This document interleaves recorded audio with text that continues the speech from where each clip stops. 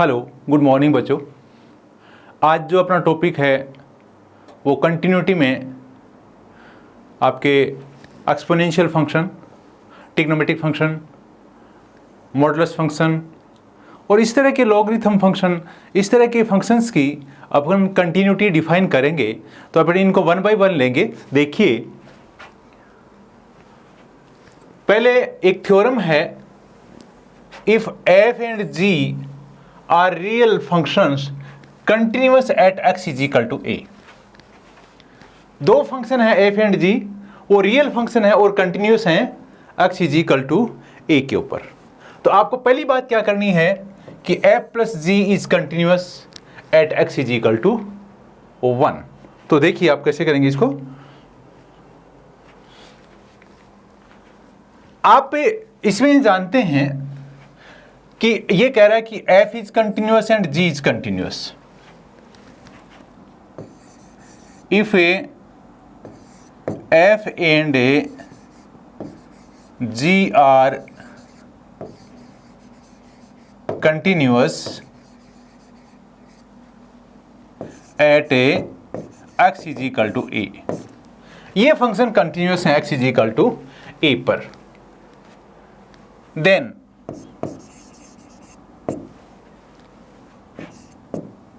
f and g are defined at x is equal to a। अगर continuous हैं किसी point के ऊपर, अगर कोई फंक्शन कंटिन्यूअस है तो वो उस पॉइंट के ऊपर डिफाइन होगा, वो फंक्शन उस पॉइंट के ऊपर उसकी रियल वैल्यू आएगी।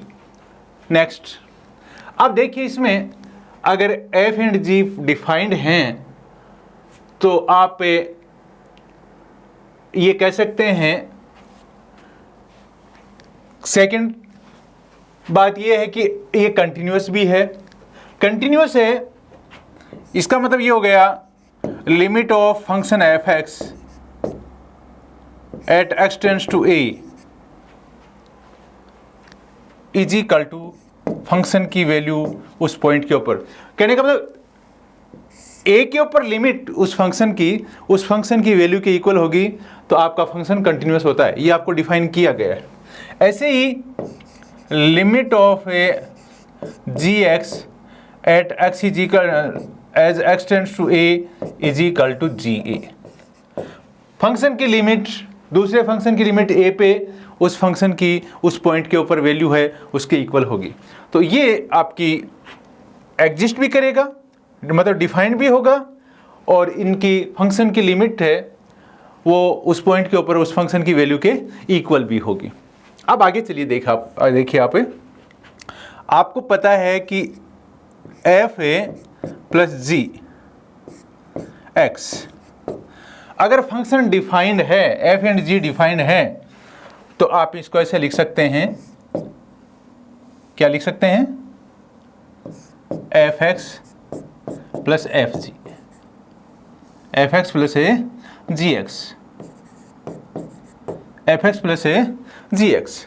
अगर कोई फंक्शन डिफाइंड है एफ और जी तो आप उसको इस तरीके से लिख सकते हैं। अगर आप उसकी लिमिट लेंगे एक्स टेंड्स टू ए और आप इधर भी इसकी लिमिट लें एक्स टेंड्स टू ए, इस फंक्शन की लिमिट लें।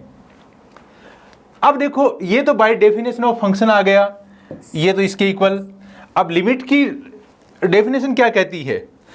इसमें अगर आप लिमिट लगाते हैं तो लिमिट की डेफिनेशन आपको ये कहती है limit of A F X X tends to A, अलग अलग हो जाएंगे, limit of A G X X tends to A, ये हो जाएगा।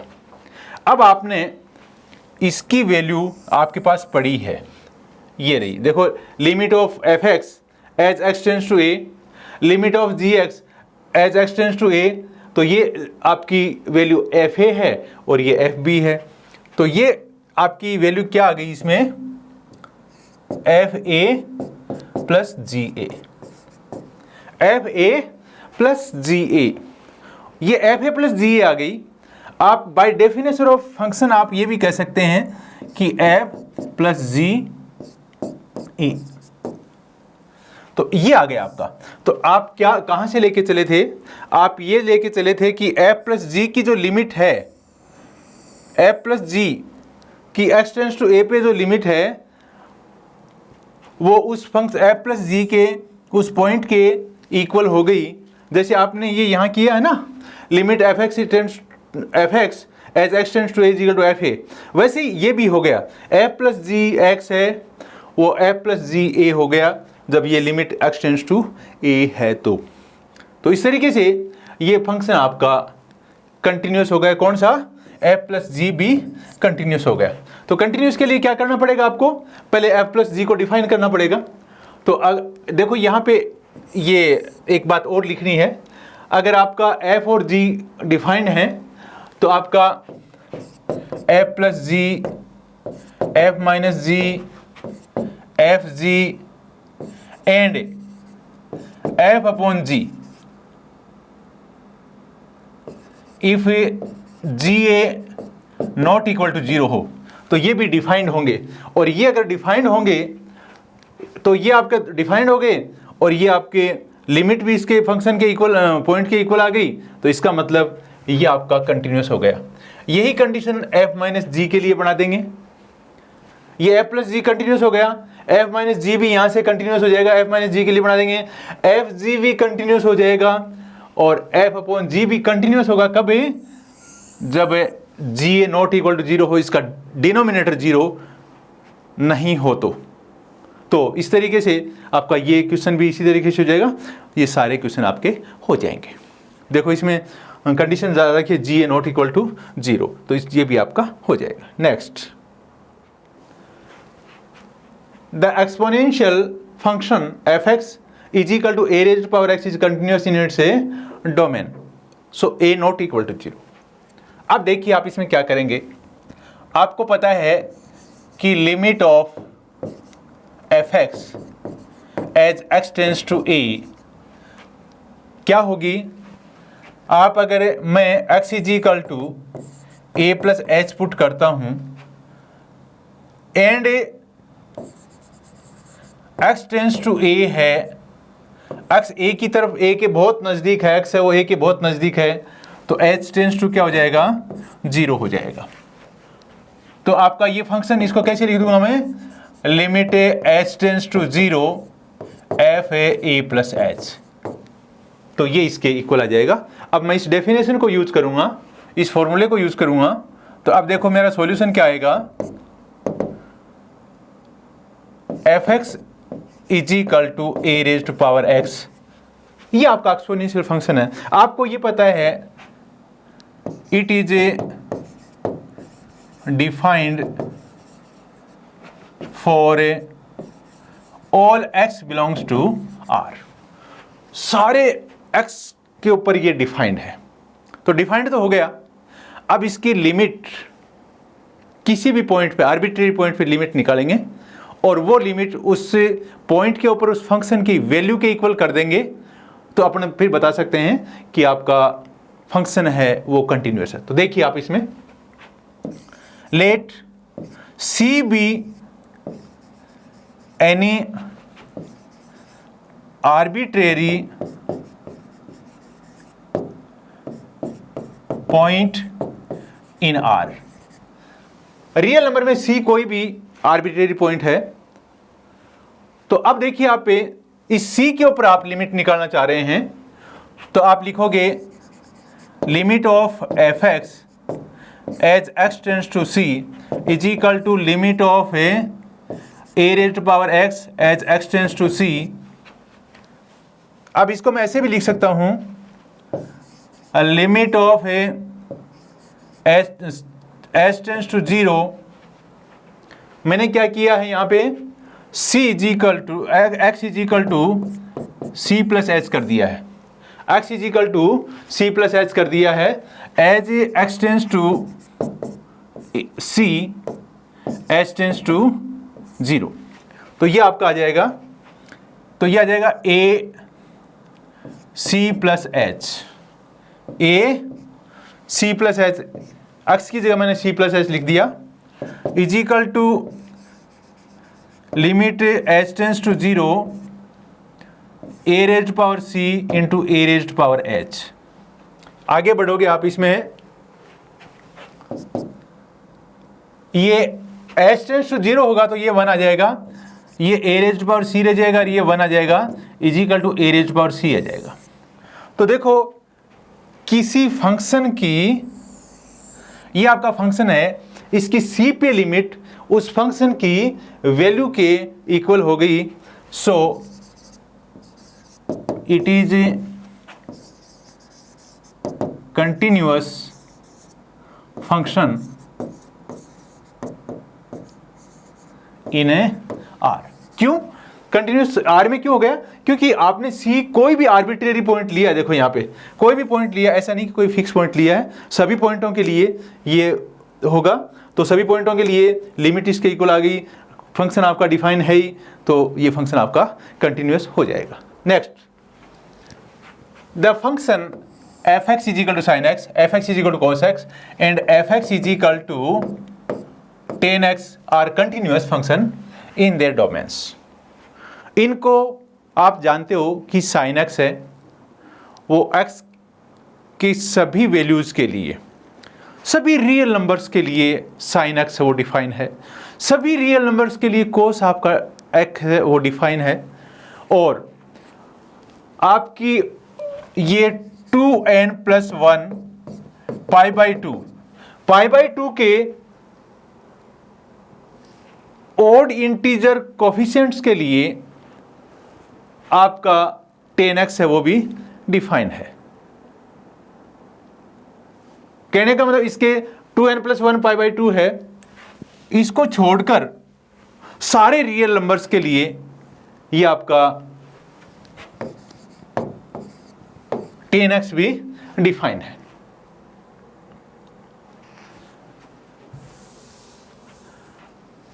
और आपका जो tan x है वो आपके 2n+1 π/2, मतलब π/2 के 2n+1 मल्टीपल्स को छोड़कर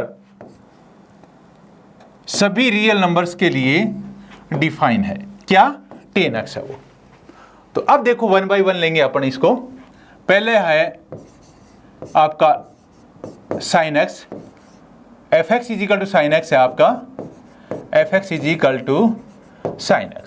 तो sin x को कंटिन्यूस करने के लिए मैं क्या करूंगा? sin x is a defined for all x belongs to R। तो कहने का मतलब सारे रियल नंबर्स के लिए डिफाइंड है। तो ये एक अपना स्टेप हो गया कंटिन्यूटी का। अब आप क्या करेंगे, इस R में कोई आर्बिट्रेरी एलिमेंट लेंगे, let arbitrary C belongs to R। कोई C है, कोई भी आर्बिट्रेरी है आपका पॉइंट है, कोई भी आर्बिट्रेरी नंबर है R का, वो C है। अब इस पॉइंट के ऊपर आप लिमिट निकालेंगे, किसकी? इस फंक्शन की। तो इस फंक्शन की इस पॉइंट के ऊपर लिमिट निकालेंगे, तो limit of f(x) as x tends to c is equal to limit of sin x as x tends to c। अब आप c की जगह, सॉरी x की जगह c प्लस h पुट करेंगे, as x tends to c h tends to 0। x c के जैसे जैसे नजदीक जाएगा, c h है वो 0 के नजदीक जाएगा, तो मैं इसको ऐसे लिख सकता हूं, limit h tends to 0 sine c plus h। अब c प्लस h का फॉर्मूला देख लीजिए, limit h tends to 0 sine a plus b का फॉर्मूला क्या है? Sine c cos h plus cos c sine h। अब आप लिमिट लगा दीजिए h tends to 0।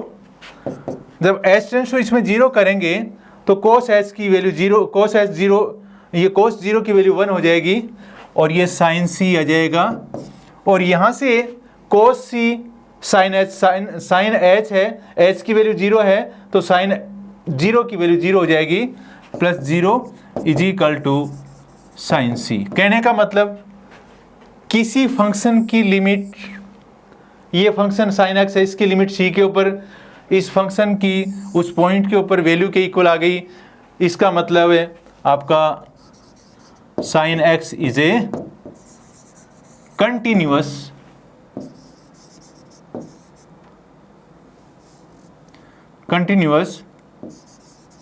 in its domain, in its domain। तो साइन एक्स है वो कंटिन्यूस हो जाएगा। ओके, नेक्स्ट इसी का देखो cos x है, F x is equal to cos x, ये आपका फंक्शन है। ये फंक्शन क्या है?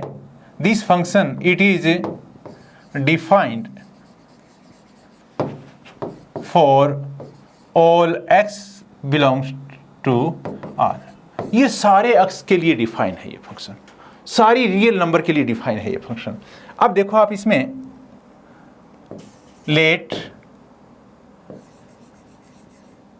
एनी आर्बिट्रेरी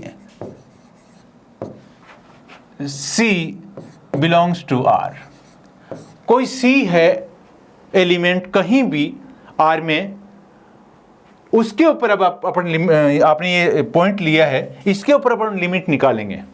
तो अपन क्या करेंगे? Limit of F X as X tends to C is equal to limit of X tends to C S cos X. अब मैं X is equal to C plus H put करूंगा, as X tends to C H tends to 0, ये आएगा। तो अब देखो मैं इसमें limit X H tends to 0, limit H tends to 0 cos A C plus H, cos C plus A H, ये हो जाएगा। अब मैं इसको खोलूंगा तो देखो क्या आएगा, limit H tends to 0 cos C cos H minus sine C sine H, तो ये क्या हो जाएगा? cos सी cos एच की value 1 minus sine C sine H की वैल्यू 0, साइन एच की वैल्यू 0 क्यों? क्योंकि एच टेंस टू 0 है तो ये 0 हो जाएगी, आपका ये cos सी आ जाएगा। तो आप देख रहे हो कि आपके इस फंक्शन की cos x की जब x टेंस टू c है, उसकी लिमिट उस फंक्शन के उस पॉइंट के इक्वल आ गई जहाँ पे आपने ये पॉइंट लिया है, तो ये आप एक दूसरे के इक्वल हो गई। फंक्शन की वैल्यू उस पॉइंट के ऊपर और फंक्शन की लिमिट उस पॉइंट के ऊपर अगर इक्वल हो जाए तो आपका फंक्शन कंटिन्यूस हो जाएगा। इसलिए आप कह देंगे cos x is a continuous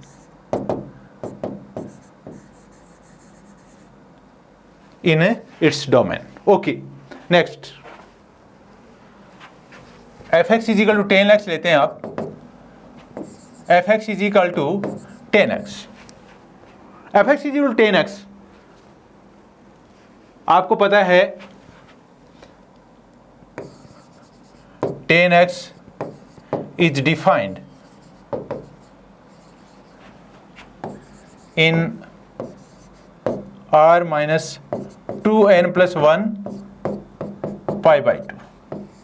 कहने का मतलब इसमें डिफाइन होता है, इस पॉइंट पे डिफाइन नहीं होता और हर जगह डिफाइन होता है रियल नंबर में। तो अब देखिए आप इसमें ये फंक्शन डिफाइन हो गया 10x। अब मैं क्या करूंगा, मैं लूंगा sine X upon cos X, sine X upon cos x.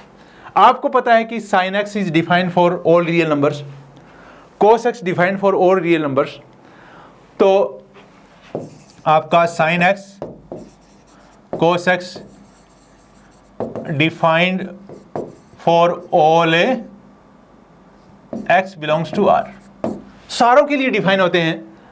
तो अगर सारों के पूरे रियल नंबर में अगर डिफाइन है तो अगर उसका एक पॉइंट छोड़ दोगे तो उसके लिए भी तो डिफाइन होंगे, पूरे रियल नंबर के लिए डिफाइन है तो it is in particular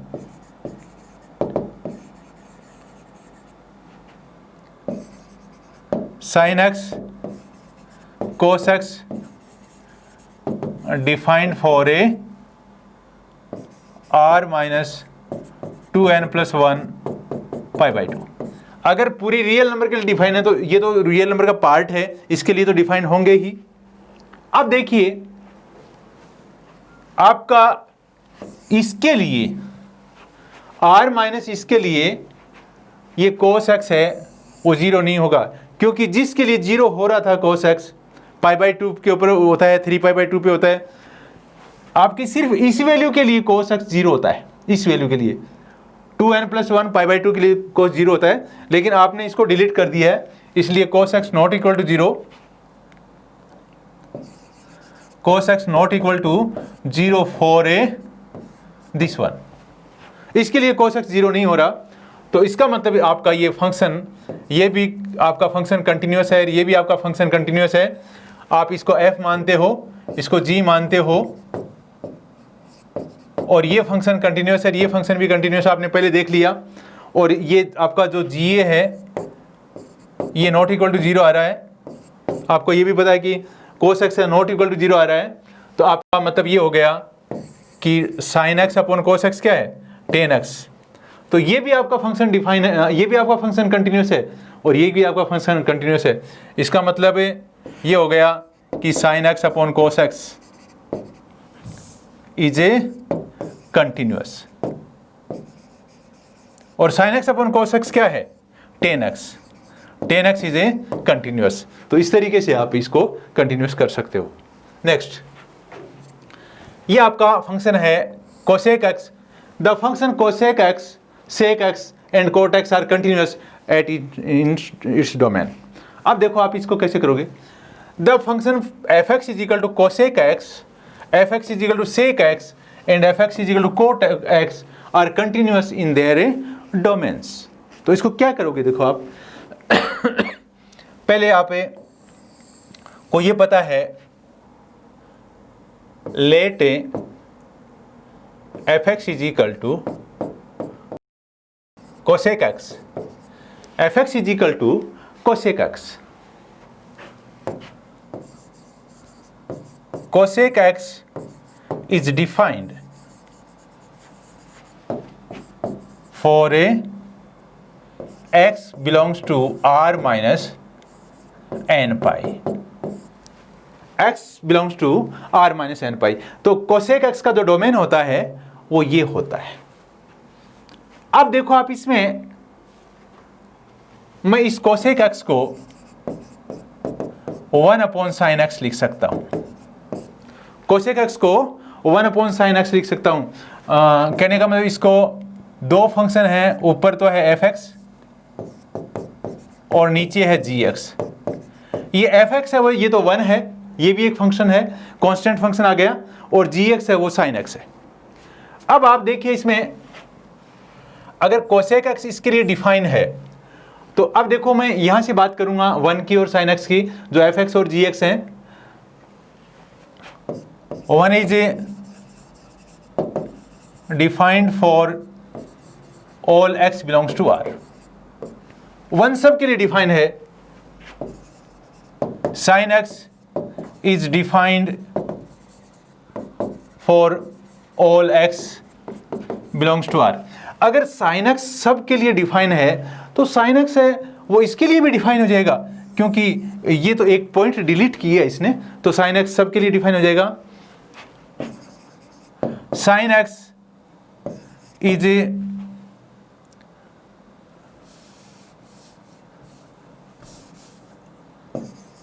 sin x not equal to zero for x belongs to r minus n pi. आपका डोमेन ये है, इस डोमेन पे आपको डिफाइन करना है। sin x की वैल्यू यहाँ जीरो नहीं आ रही है, इसका मतलब ये हो गया कि ये नीचे वाला जीरो नहीं आ रहा है, इसका मतलब ये आपका पूरा फंक्शन है ये डिफाइन हो जाएगा। ये cosec x है ये डिफाइन हो जाएगा। अब देखिए आप आगे चलिए, इसमें आपका ये फंक्शन, ये आपका जो एफ एक्स माना आपने, ये कंटिन्यूअस फंक्शन है। 1 is a continuous, sign X is a continuous,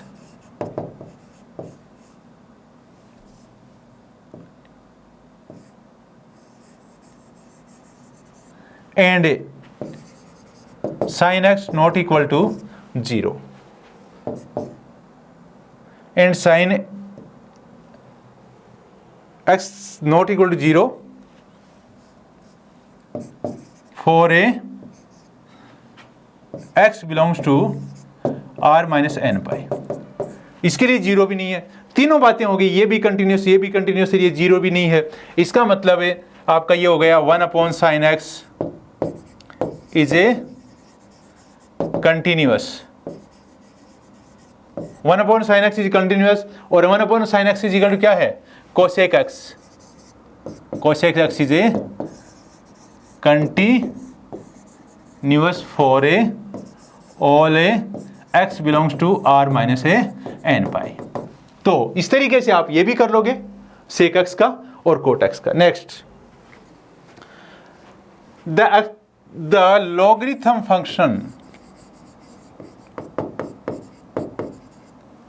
function f(x) is equal to log x is continuous in its domain। आपको पता है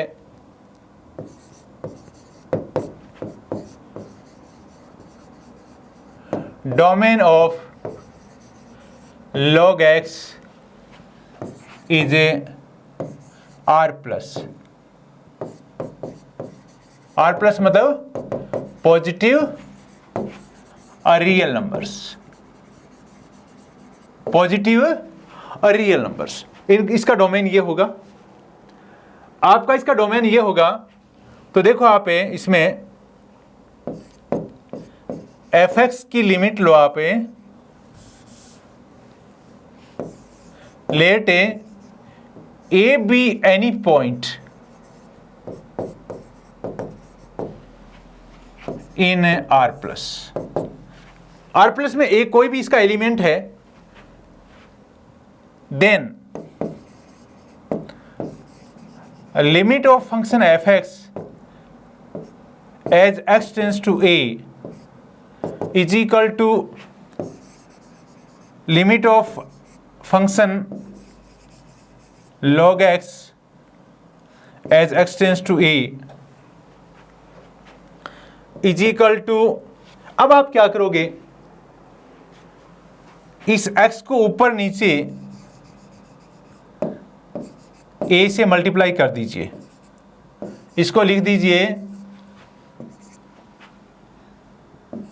ax/a, a से a कट जाएगा, कोई नहीं, कट जाने दो, आगे बढ़ोगे आप, ये नेचुरल लॉग है। अब देखो आप इसको क्या लिखोगे, limit x tends to a log of a plus log of x/a,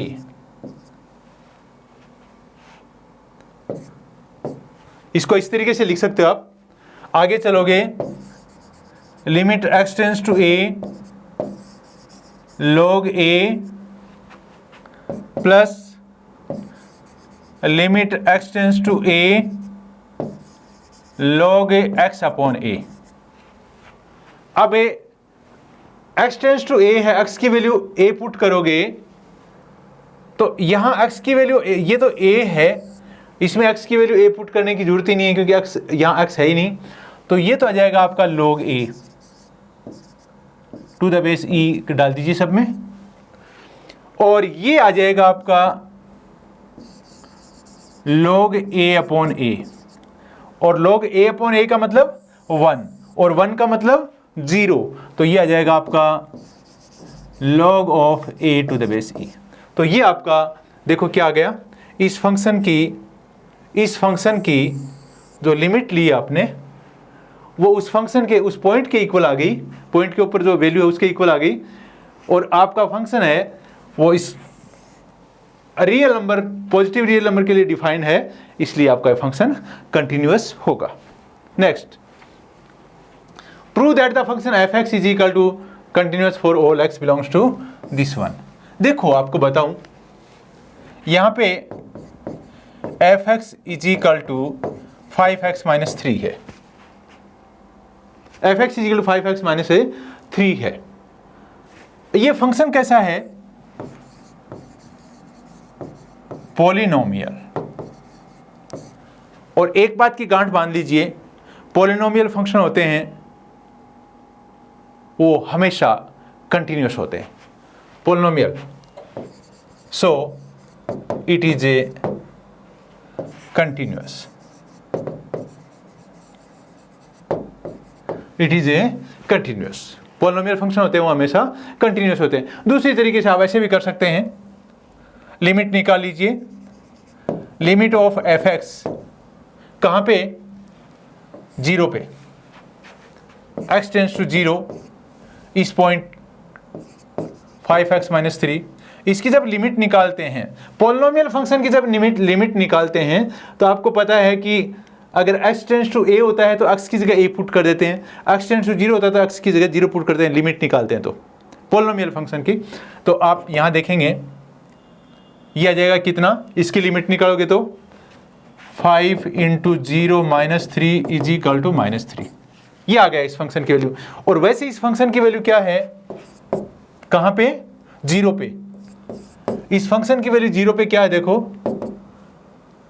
5 into 0 minus 3 is equal to minus 3। तो जो फंक्शन की लिमिट है माइनस 3, वही फंक्शन की वैल्यू आ रही है, इसलिए 0 पे ये कंटिन्यूअस हो गया। और इस तरीके से आप सारों के ऊपर, इसके ऊपर भी कंटिन्यूअस कर सकते हो और इसके ऊपर भी आप कंटिन्यूअस कर सकते हो। दोनों मेथड से आप पॉलिनोमियल फंक्शन कह दो, सीधा कंटिन्यूअस कह दो, और या इसकी लिमिट निकाल दो तो भी हो जाएगा। नेक्स्ट देखो, prove that the function F x is equal to x raise to power n is continuous at x is equal to n where n is positive integer. पहली बात, आप इस फंक्शन को बताओगे कि ये कहां डिफाइन है? F x is equal to x raise to power n, n है वो पॉजिटिव इंटीजर है, ये n है ये पॉजिटिव इंटीजर है। अब देखो आप इसमें क्या है कि n पॉजिटिव इंटीजर है, तो आप किसी भी, चाहे वो पॉजिटिव नंबर हो चाहे नेगेटिव नंबर हो, उसकी पावर अगर पॉजिटिव है, n है वो पॉजिटिव इंटीजर है, तो जैसे something power 1, something power 2, something power 3, सारी पावर्स हैं 1 2 3 अगर पावर में हैं, तो वो अगर यहाँ कोई रियल नंबर है x से, तो वो सब के लिए डिफाइंड है। तो आप कहोगे it is a defined for all x belongs to r, सारे रियल नंबर, x की सारी रियल नंबर के लिए ये डिफाइन है। अब देखो आप क्या करोगे, limit x tends to n, n के ऊपर आपको लिमिट निकालनी है इसकी। एफ एक्स फंक्शन है आपका, F x is equal to limit x tends to n। F x क्या है आपका? x raise to power n लिख दीजिए। अब आप put x is equal to n plus h, क्योंकि आप n के ऊपर इसकी कंटिन्यूटी प्रूव कर रहे हो, तो यहां पे आपको इसकी लिमिट निकालने के लिए मैंने x is equal to n plus h कर दिया।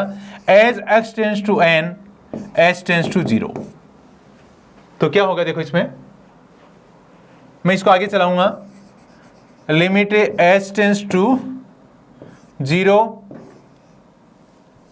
अब यहां क्या लिखूंगा? x की जगह क्या लिखूंगा? n plus h raise to power n। जब h 0 की तरफ जा रहा है तो n plus h raise to power n क्या जाएगा? n raise to power n। तो आप देखो, आपने इस पॉइंट x n पे लिमिट निकाली वो इस पॉइंट की, इस फंक्शन की उस पॉइंट पे वैल्यू के इक्वल हो गई तो क्या हो गया, ये आपका फंक्शन क्या हो गया, ये फंक्शन कंटिन्यूअस हो गया। फंक्शन क्या हो गया, कंटिन्यूअस हो गया। Next, a function F x is defined as a X square minus x minus 6 upon x minus 3, X not equal to 0, X is equal to 3, F x is equal to 5।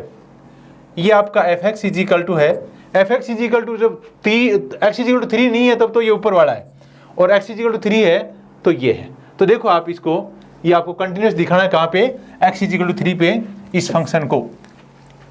तो continuous कैसे दिखाओगे आप इसको?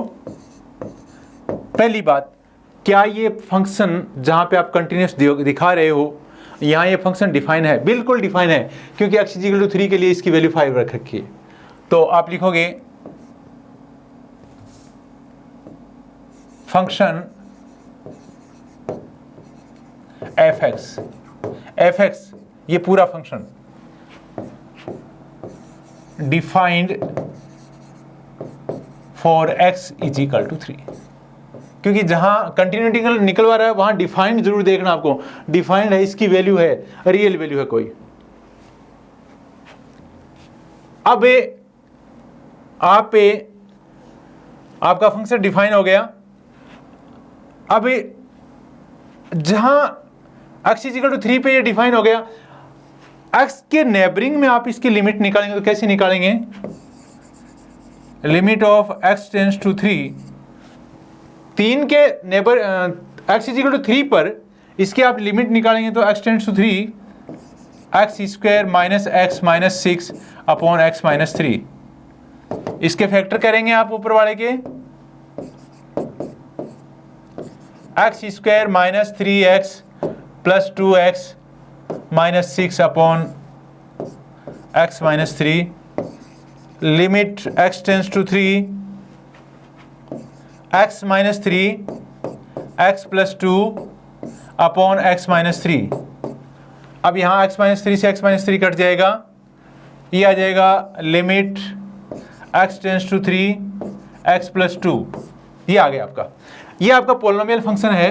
Polynomial function में जब limit निकालते हैं तो जो x टेंड्स टू 3 है तो x is equal to 3 put कर देते हैं, तो ये हो जाएगा 3 प्लस 2 इज इक्वल टू 5।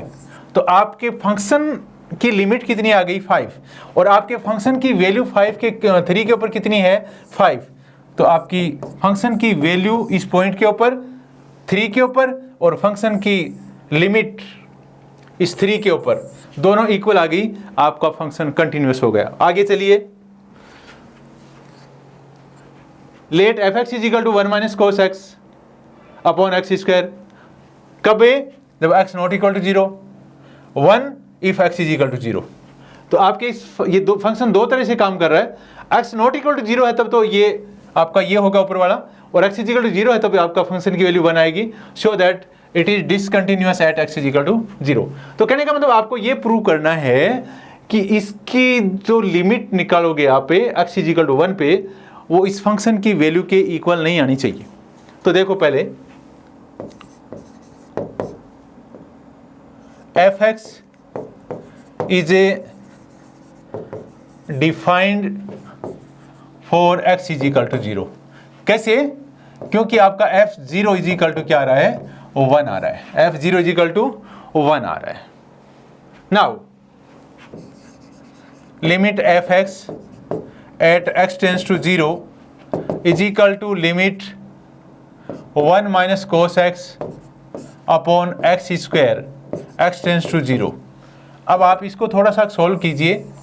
इसको लिख सकते हो आप x tends to 0, limit x tends to 0 2 sine square x by 2 upon x square. इसको ऐसा लिख सकते हो ना। आगे चलिए, limit x tends to 0 2 sine x by 2 का होल स्क्वायर। इसको ऐसे लिख सकते हो, उसको इधर वाले को, और नीचे मेरे को x बाई 2 का होल स्क्वायर चाहिए। तो देखो मेरे पास सिर्फ एक्स स्क्वायर है, मैंने x बाई 2 का होल स्क्वायर बना दिया, तो मैंने यहाँ नीचे 4 से मल्टीप्लाई किया क्योंकि स्क्वायर है, तो मैं यहाँ 4 से मल्टीप्लाई कर दूंगा क्योंकि ये नीचे 4 से मल्टीप्लाई हुआ है तभी तो ये अंदर आया है।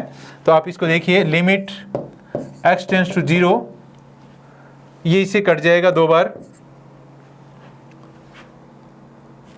1/2 into sine x/2 upon x/2 whole square. इसको मैंने ऐसे लिख दिया। आपको पता है कि साइन x टेंड्स टू 0 हो तो साइन x/2 अपॉन x/2 की लिमिट क्या हो जाएगी, 1 हो जाएगी। तो 1/2 इंटू 1 इज इक्वल टू 1/2,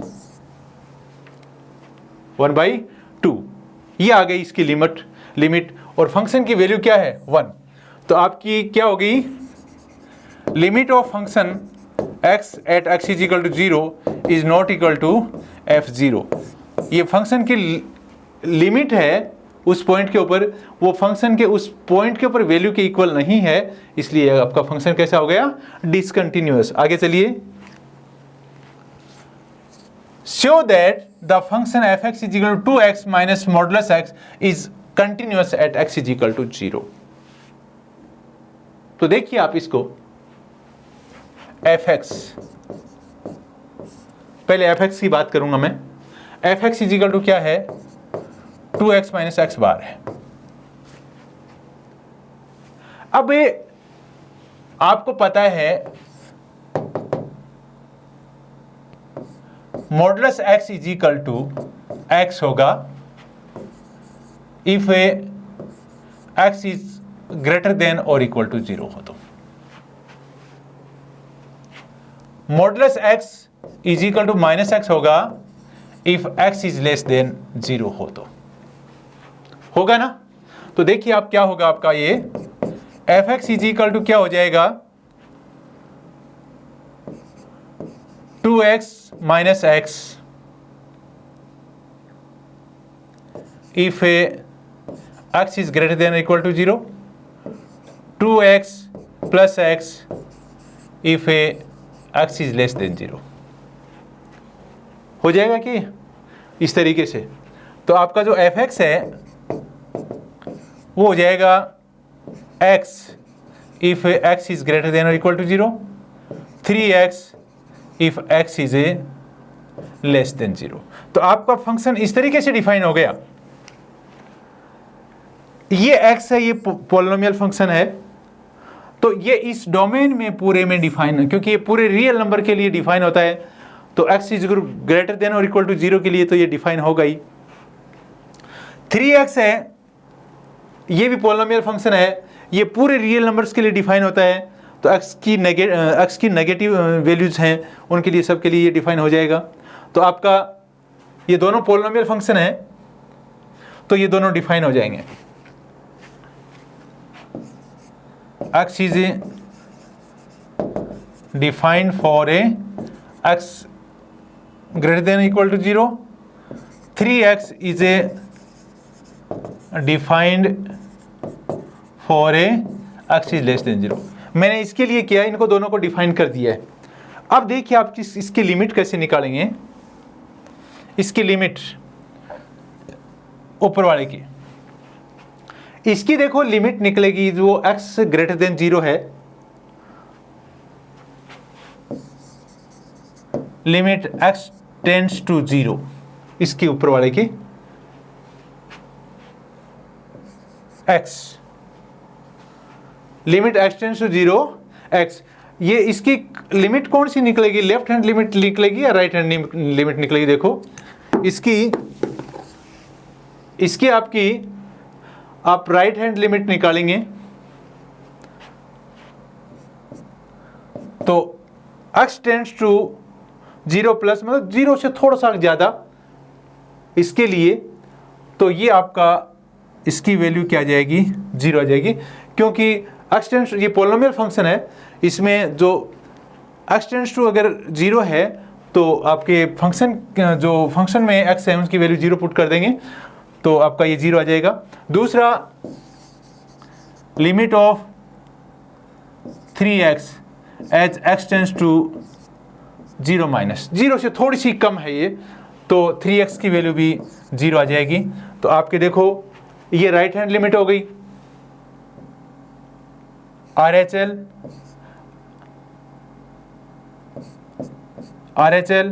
और ये LHL, दोनों लिमिट्स एक दूसरे के इक्वल हो गई। और आपके फंक्शन की वैल्यू यहाँ से आएगी आपकी, मतलब यहाँ से आएगी फंक्शन की वैल्यू। तो फंक्शन की value f0 is equal to आपका x, fx is equal to x है, x इज इक्वल टू 0 पे, तो f0 इज इक्वल टू 0 आ जाएगी। तो ये आपके इनकी दोनों की लिमिट और ये आपके फंक्शन की वैल्यू सब बराबर आ जाएंगे, दोनों लिमिट और फंक्शन की वैल्यू बराबर आ जाएंगी, इसलिए आपका ये फंक्शन कंटिन्यूअस होगा। Thank you.